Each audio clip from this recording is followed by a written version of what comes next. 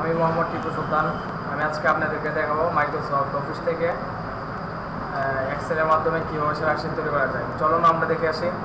আচ্ছা, এখানে আমরা মাইক্রোসফট অফিস থেকে আমরা এক্সেল বের করতে গেলে আমাদের স্টার বাটন ক্লিক করতে হবে। স্টার বাটন ক্লিক করে অল প্রোগ্রাম যেতে হবে। অল প্রোগ্রাম যাওয়ার পর আমরা মাইক্রোসফট অফিসটা সিলেক্ট করব। মাইক্রোসফট অফিসটা সিলেক্ট করার পর আমরা মাইক্রোসফট এক্সেলটা ওপেন করব।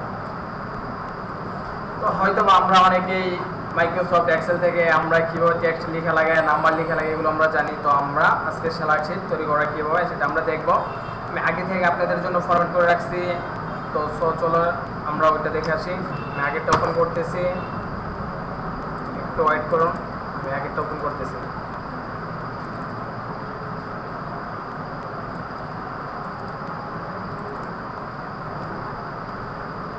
এখন আপনাদের প্রশ্ন আসতে পারে আমাদের এখানে এই লেখাগুলো আগে থেকে আমার করা আছে, তো আমি ওইগুলো ডিলিট করে দিচ্ছি আপনাদের সুবিধার্থে। এখন আমি সেলারশিট তৈরি করব।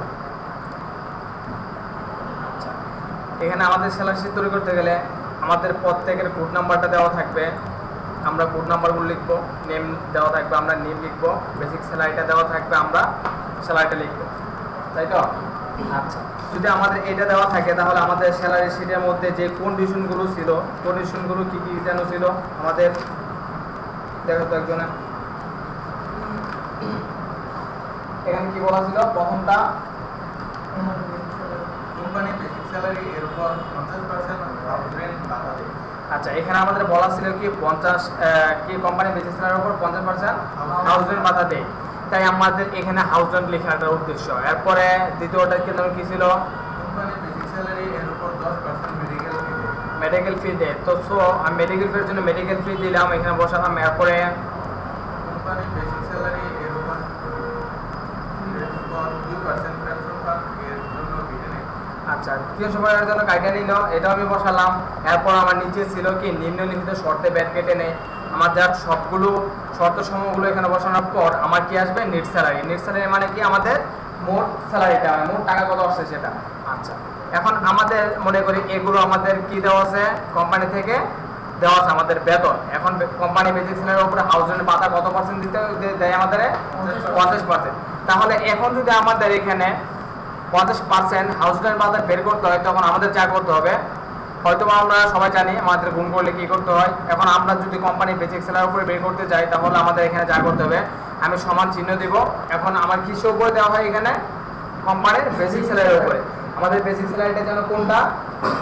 25,000, তাই তো? আমার এইটা এই 25,000, আমি এই 25,000 উপর ক্লিক করলাম, আসছে C2। কারণটা কি?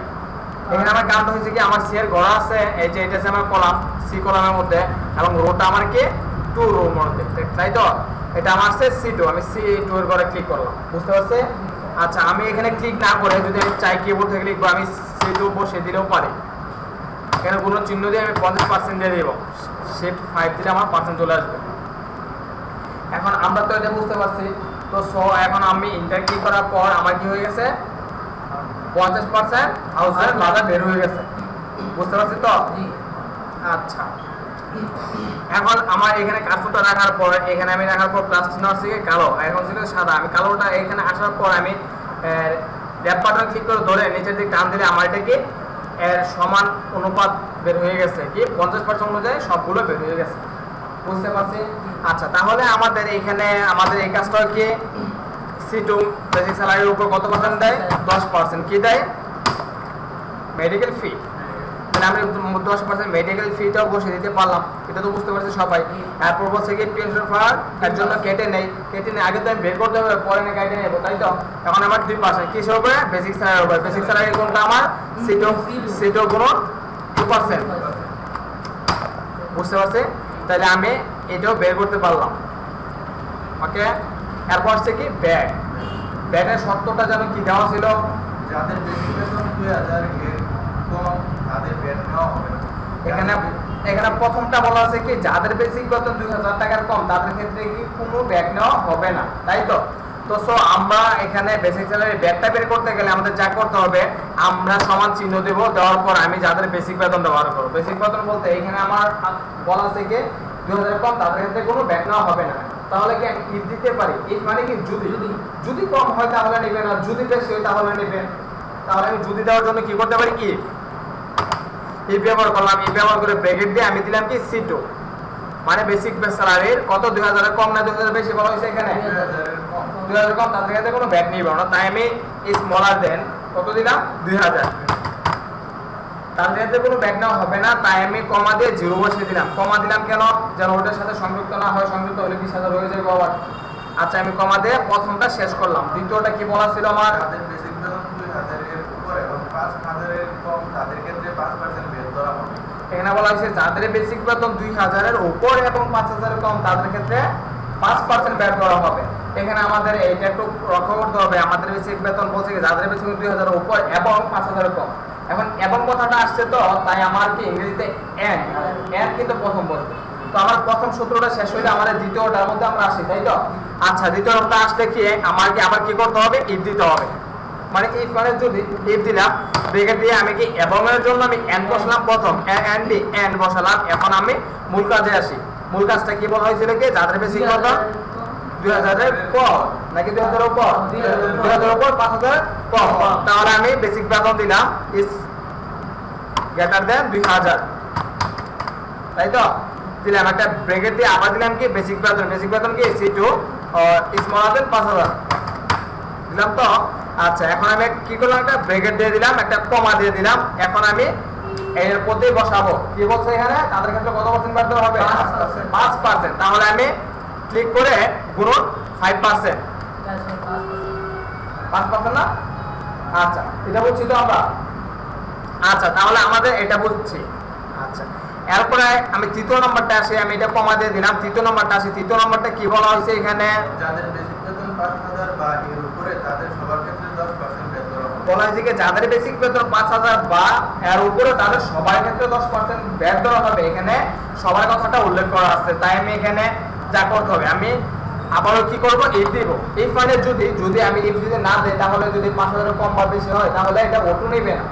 ইফ দেওয়া তো মানে কি অটো, যদি কম হয় যদি বেশি হয় তাহলে এটা ইফ এর জন্য আমার কি অটো হয়ে যাবে। যেমন আমরা মোবাইল চার্জ করলে যেমন অটো হয়ে যায়, যখন চার্জ শেষ হয় তখন আমাদের আর চার্জ হয় না। যদি অটো না যদি সারাদিন চার্জ হইতো তাহলে তো ব্যাটারি আমার বাঁচতে যেত, ঠিক না? ইফ দেওয়াটা ঠিক এমন গুরুত্ব এখন এখানে। আচ্ছা ইফ দিলাম, এখানে কি বলছে তৃতীয়টা আবার বলো তো, যাদের বেসিক বেতন 5000 বা এর উপরে তাদের সবার ক্ষেত্রে 10% বের ধরা হবে। 5000 বা এর উপরে, তাহলে আমি কিসের উপরে দিব, বেসিক বেতনের উপরে। বেসিক বেতন মানে কি C2 ইজ গ্রেটার দেন, সমান চিহ্ন দিলাম কেন, সবার ক্ষেত্রে বলা হচ্ছে তাই। এখানে কত 5000 উপরে, তাই তো? দিলাম 5000 উপর, তাদের ক্ষেত্রে কত পার্সেন্ট বেতন হবে, 10%। আমি কমা দিয়ে তাদের মধ্যে 10% কিসের উপরে, বেসিক বেতন হবে। বেসিক বেতন বলুন 10%, তাই তো? হয়েছে? আচ্ছা আমরা এখানে একটা কথা খেয়াল করতে হবে সবাই, আমরা এখানে কয়েকটা ব্র্যাকেট দিয়েছি। আমাদের যেমন ফার্স্ট ব্র্যাকেট দিলে লাস্ট ব্র্যাকেট যখন আমরা না দেব তাহলে আমাদের অঙ্ক কি মিলবে না। আচ্ছা তাহলে আমরা এখানে খেয়াল করি, আমরা এখানে দেখতে পারতেছি কি এখানে দিলাম একটা ব্র্যাকেট ফার্স্ট, এখানে একটা দুইটা, এখানে একটা তিনটা, এখানে একটা চারটা। ফার্স্ট ব্র্যাকেট মানে শুরু, ফার্স্ট ব্র্যাকেট শুরু, এবং ফার্স্ট ব্র্যাকেট লাস্ট ব্র্যাকেটটা দিতে হবে না, দিতে হবে। তাহলে আমরা লাস্ট ব্র্যাকেট কয়টা দিয়েছি, মাত্র একটা দিলাম এখানে, বাকি রয়েছে কয়টা আমাদের, তিনটা। তাহলে আমরা তিনটা দিব, আমরা শিফটে চাপ দিয়ে 0 দিলে আমাদের ব্র্যাকেট আসতেছে, তিনটা দিলাম, বুঝছি তো? তাহলে এখন আমরা এটা ক্লিক করি, আমার এটা বের হয়ে গেছে, বুঝতে পারছি সবাই? আচ্ছা তাহলে যদি আমরা এটা বুঝছি, তাহলে আমরা এটা বুঝছি। এখন আমাদের আছে কি নেট স্যালারি মানে মোট টাকাটা, তাই তো? এখানে আমাদের প্রথম থেকে শর্ত অনুযায়ী আমাদের যে কন্ডিশনগুলো বা শর্তগুলো এগুলো আমরা আবার একটু বুঝতে হবে। আমাদের প্রথমটা কি ছিল, 50% হাউসের ভাতা কি আমাদেরকে দিত। তারপর দ্বিতীয়টা কি ছিল আমাদের, মেডিকেল ফি 10%, মেডিকেল ফি 10% কি করতো, দিত। আর 3 নাম্বারটা 2% পেনশন ফান্ডের জন্য কেটে নিত। কত 2% কেটে নিতে কিসের জন্য, পেনশন ফান্ডের জন্য। পেনশন ফান্ড তো আমরা বলছি আমরা যে পেনশন পাই সরকারি চাকরি করলে, এরপরে তো আমাদের পেনশন পাওয়াটা আসে। এখন কি এটা কিসের জন্য, আমাদের বেতন থেকে কিন্তু 2% করে কেটে নিয়েছে। আচ্ছা এরপর 3 নাম্বারটা গেল। 4 নাম্বারটা হচ্ছে নিম্নলিখিত শর্তে ব্যাট কেটে নেই। তাহলে আমাদের এখান থেকে সবগুলো থেকে আমাদের দুটো জিনিস কেটে নিতেছে, কি কি, পিএসএফ পাওয়ার এন্ড ব্যাট। তাহলে আমাদের বাকি সব যোগ হবে, আমাদের এই দুটো কি হবে, মাইনাস হবে, তাই তো? আচ্ছা তাহলে আমরা একটা কাজ করি, আমি সমান চিহ্ন দেই, সমান চিহ্ন দেওয়ার পর আমরা কি করব, এখানে যোগ আর বিয়োগ করব। আমরা যোগ বিয়োগ কি করব? আমরা যোগ করব এস ইউ এম সাম দিয়ে আমরা যোগ করতে পারি, সাম দিলাম। এখন আমরা যোগ করব কোনগুলো? আমার সি এ 2 থেকে আমি ই 2 পর্যন্ত যোগ করব, বুঝতে পারছেন? আচ্ছা, তাহলে আমরা শিফটে চাপ দিয়ে সেমে কোলন দিয়ে দিতে পারি, হচ্ছে কোলন দিয়ে আমি কি করতে পারি? আবার ই 2 দিতে পারি, বুঝতে পারছি? আর যদি আমি এভাবে না দিতে চাই তাহলে আমি এখান থেকে সিলেক্ট করে ধরে আমি এতটুকু দিতে পারি, বুঝতে পারছি? এতটুকু দেওয়ার পর আমরা ব্র্যাকেট দিয়ে দিতে পারি একটা। এখন এখানে আমাদের অনেকেরই প্রশ্ন থাকতে পারে, ভাই এখানে আসছে C2 কোলন E2, কেন, কি কারণ? আমাদের যদি A2 থেকে Z2 পর্যন্ত আমাদের এখানে কোলন মাঝে যে Z2 পর্যন্ত ওঠে, তাহলে আমাদের ভিতরে যে সংখ্যাগুলো আছে সবগুলো একসাথে যোগ করে ফেলবে, বুঝতে পারছি? ওইগুলো আমাদের লিখতে হবে না। আচ্ছা, তাহলে আমরা কি করলাম? আমাদের এটা কি করলাম? এতটুকু যোগ আসছে। এখন আমরা বিয়োগের ক্ষেত্রে কি করতে হবে? আমরা মাইনাস চিহ্ন দিয়ে আমরা ব্র্যাকেট দিয়ে আমরা ওইগুলো কি করব? বিয়োগ করব। যেমন এটা বিয়োগ করব প্লাস